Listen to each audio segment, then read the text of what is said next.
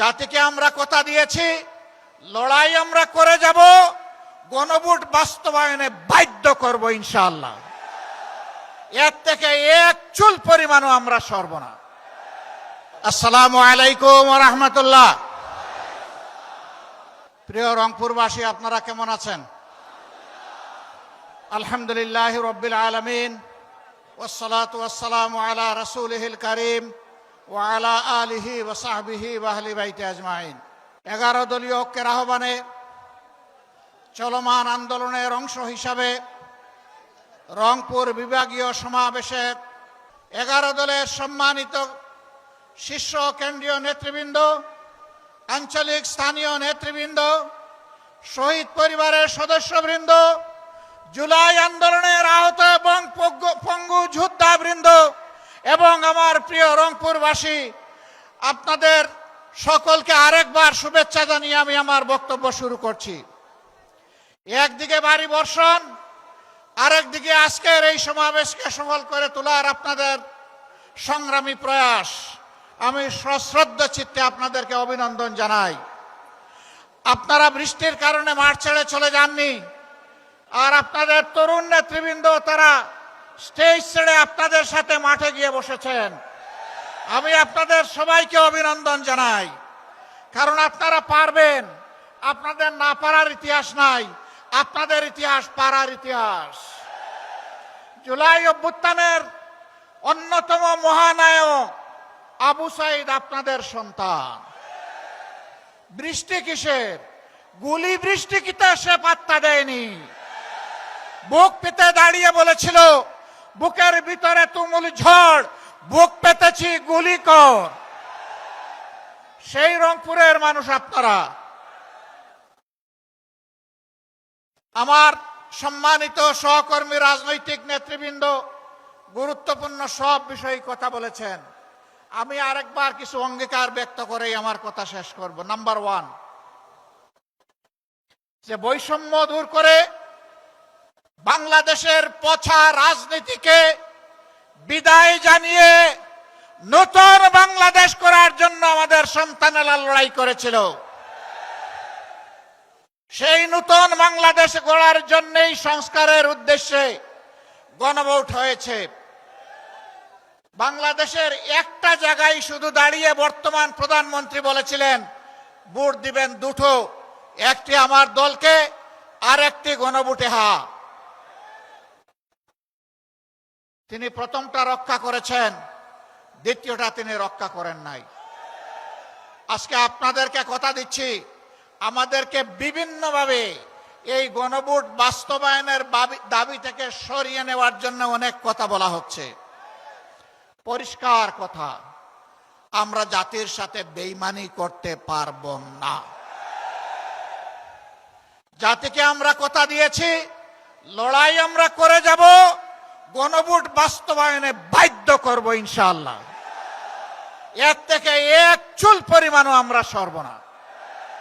এই আবু সাইদের রক্তে ভেজা রংপুরে আরেকবার এই অঙ্গীকার ব্যক্ত করে গেলাম। আমাদের দ্বিতীয় কথা, তিস্তাই অঞ্চলের মানুষের দুঃখ। আমরা নির্বাচনের আগে বলেছিলাম, আমরা নির্বাচিত হয়ে সরকার গঠনের সুযোগ পেলে তিস্তার বালুচরে কুদাল মেরে প্রথমেই বাংলাদেশের উন্নয়নের যাত্রা শুরু করব।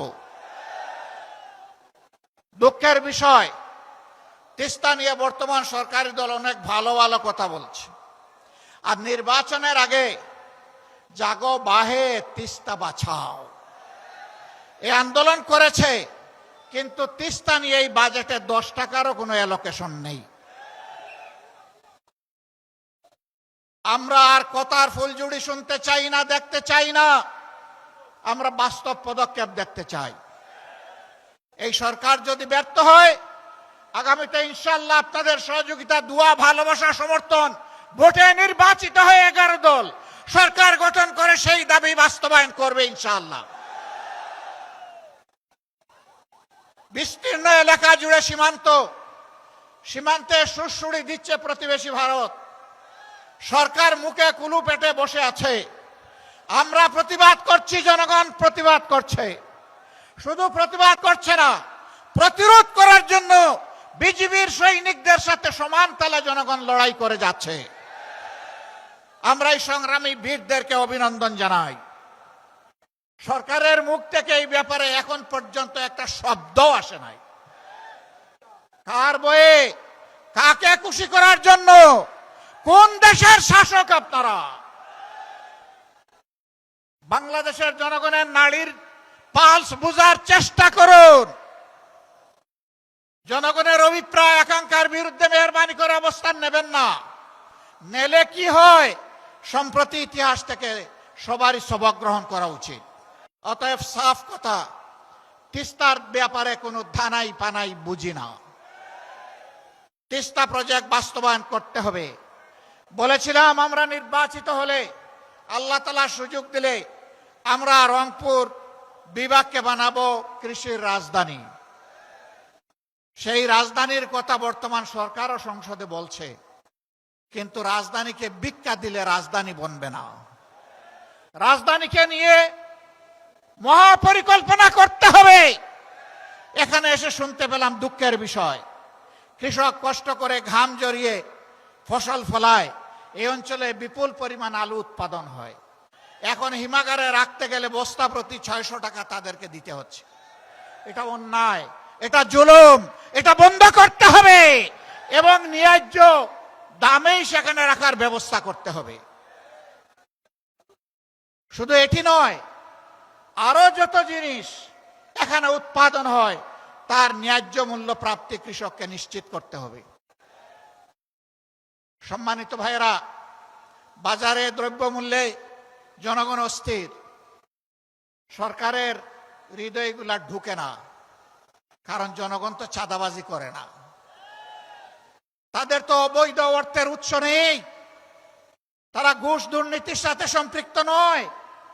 তাদের এই দুঃখ ওই লোকেরা কেমনে বুঝবে যারা চাঁদাবাজিতে লিপ্ত, যারা ঘুষ দুর্নীতিতে ব্যস্ত? তারা এটা বুঝবে না।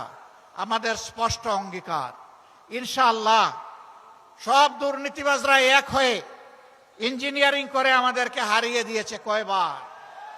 গোগো তুমি দান খাও বারবার, দরা পড়বা একবার। ইনশাআল্লাহ আগামীতে এই সুযোগ আর দিবে না জনগণ। তখন ন্যায় ইনসাফের ভিত্তির উপরে 11 দল একটি সরকার গঠন করবে ইনশাআল্লাহ। যেই দেশে চাঁদাবাজ তো দূরের কথা, তাদের ছায়াও সহ্য করা হবে না। দুর্নীতি করার প্রয়োজন কারো হবে না। সম্মানজনকভাবে সবাই বাঁচতে পারবে। এরপরে লুবের বশবর্তী হয়ে কেউ দুর্নীতি করলে তাকে ছেড়ে কথা বলা হবে না। প্রধানমন্ত্রী হলেও না, তাকেও বিচারের মুখোমুখি করা হবে। সম্মানিত ভাইয়েরা, এ দেশ আমাদের, আল্লাহর রক্ষাকর্তা। আমরা যতদিন বেঁচে থাকব, দেশের 1 ইঞ্চি জমি তো দূরের কথা, একটা বালুর উপরেও কাউকে কর্তৃত্ব করতে দেব না। যারা হুমকি ধমকি দিচ্ছে তাদেরকে বলি, আপনারা এইভাবে বাংলাদেশকে বিবেচনা করবেন না। ডক্টর কর্নেল অলি আহমদ বীর বিক্রম বলেছেন, আমাদের সৈন্য 2 লাখ 2.5 লাখ নয়, আমাদের 1 কোটির বেশি। আমি বলবো, এই দেশে জন্ম নেওয়া প্রত্যেকটা নারী পুরুষই আমাদের সৈনিক। জুলাইতে এটার প্রমাণ রেখেছে সবাই। মায়েরা রেখেছে, বোনেরা রেখেছে, মেয়েরা রেখেছে, ভাইয়েরা রেখেছে, সন্তানেরা রেখেছে এবং বয়স্ক পুরুষেরা রেখেছে, কুলের শিশুও রেখেছে। এই যে জাবির ইব্রাহিম মারা গিয়েছে, তার অভিপ্রায়টা লক্ষ্য করবেন। সে কি বলেছিল? আরেকটা ছেলে বারবার তাকে সরিয়ে দেওয়া হচ্ছে, এই তুমি সরে যাও, তুমি ছোট মানুষ। কয় সাবধান, আমাকে সরানোর চেষ্টা করবেন না, আমি এসেছি এখানে আন্দোলন করতে, প্রতিরোধ গড়ে তুলতে। আপনি আপনার কাজ করেন, আমাকে আমার কাজ করতে দেন। এরপরে আপনারা দেখেছেন সবাইকে ঝাড়ি মেরে ফেলে দিয়ে গিয়ে সে পুলিশের পেটের মধ্যে ঘুষি বসাচ্ছে। তুই আমার ভাইকে হত্যা করেছিস। আজকে সেই হত্যাকারী পুলিশদেরও বিচার গুলিয়ে দেওয়ার জন্য একদল উঠে পড়ে লেগেছে। আমরা পুলিশের সকল সদস্যকে বলছি না যে তারা অপরাধী, কিন্তু যারা অপরাধ করেছে, যারা অবলীলায় মানুষ খুন করেছে, তাদেরকে বিচার আপনারা চান না? সে পুলিশ হোক আর সাধারণ মানুষ হোক, তাদের বিচার অবশ্যই হতে হবে। শুধু জুলাই নয়, 2006 সালের 28 অক্টোবর থেকে শুরু করে এরা যে খুনের রাজনীতির সূত্রপাত করেছিল, পিলখানা হত্যাকাণ্ড, সাপ্লাই হেফাজতের লোকদেরকে হত্যা, তারপরে সারা দেশে 15.5 বছর গুম খুনের রাজনীতি, আয়নাগরের রাজনীতি, জুলাইয়ে এসে মহা হত্যাযজ্ঞ, গণহত্যা যারা চালিয়েছে, একেবারে সেই বিপ্লবের প্রতীক শরীফ উসমান হাদির হত্যাকাণ্ড পর্যন্ত সকল বিচার করতে হবে। যদি এই সরকারের সেই বিচার করার সাহস না থাকে, বলবো নিজেদের ব্যর্থতার দায় স্বীকার করে বিদায় নেন। পরবর্তী সরকার এসে সেই বিচার করবে ইনশাআল্লাহ। আপনারা তৈরি আছেন? ওই শুধু এই মাঠে তৈরি থাকবেন না 24 ঘন্টা, 2 দিন 1 দিন নাকি সারা জীবন? ইনশাআল্লাহ লড়ে যাব, আমরা ক্ষান্ত হব না, আমরা জিতবো ইনশাআল্লাহ, আমরা মাথা নত করব না। আমরা বীরের জাতি হিসাবে মাথা উঁচু করে বিশ্ব দরবারে দাঁড়াবো, কোনো মিনি আধিপত্যবাদের কাছে আমরা নতি স্বীকার করব না। আপনাদেরকে আরেকবার ধন্যবাদ, এই বিপ্লবী জনতাকে ধন্যবাদ। হে আবু সাইদ এবং আবু সাইদের বন্ধুরা, তোমাদের আত্মার কাছে আমরা অঙ্গীকার করছি আরেকবার, আমরা বৈষম্যহীন বাংলাদেশ গড়ব ইনশাআল্লাহ। গণভোটের গণরায় বাস্তবায়নের মাধ্যমে ফ্যাসিবাদের কবর দেয়া হবে ইনশাআল্লাহ। সেই শপথ নিয়ে আজকে এইখান থেকে বিদায় নিলাম। আল্লাহ রাব্বুল আলামিন এই শপথ বাস্তবায়নের তৌফিক আমাদেরকে দান করুন। যুবকরা জেগে উঠো, আমরা তোমাদের সাথে আছি। আজকে ডক্টর কর্নেল অলি আহমদ বিক্রমকে জিজ্ঞেস করেছিলাম, মুক্তিযুদ্ধে দেশকে মুক্ত করার জন্য লড়াই করেছিলেন, আরেকবার প্রয়োজন হয়ে পড়ছে, আপনি কি করবেন? তিনি বলেছেন, আমি সমান তালে লড়াই করব। তিনি 100-র কাছাকাছি পৌঁছে গেছেন। তিনি যদি সমান তালে লড়াই করেন, আমরা কি সেই লড়াইয়ের জন্য প্রস্তুত আছি? আল্লাহ হাফেজ। বাংলাদেশ জিন্দাবাদ। 11 দলীয় ঐক্য জিন্দাবাদ। ফ্যাসিবাদ নিপাত যাক। আসসালামু আলাইকুম ওয়া রাহমাতুল্লাহ।